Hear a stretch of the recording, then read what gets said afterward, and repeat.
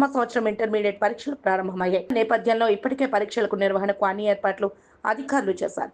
నేటి నుండి ప్రథమ సంవత్సరం పరీక్షలు ప్రారంభం కాగా సోమవారం నుండి ద్వితీయ సంవత్సరం విద్యార్థులకు పరీక్షలు ప్రారంభమవుతాయని ఇటీవల ఇంటర్మీడియట్ బోర్డు ప్రాంతీయ పర్యవేక్షకులు ఆర్ఐఓపి మురళీధర్ తెలిపారు. ఇప్పటికే ప్రథమ సంవత్సరం చదువుతున్న 42,257 మంది అభ్యర్థులు హాజరవుతారని, అదేవిధంగా ద్వితీయ సంవత్సరం చదువుతున్న 40,744 మంది అభ్యర్థులు హాజరవుతారని తెలిపారు. ఈ క్రమంలో ఇప్పటికే జిల్లా వ్యాప్తంగా 188 కళాశాలలు ఉండగా వాటిలో 87 కళాశాలల్లో పరీక్షా కేంద్రాలు ఏర్పాటు చేశారు.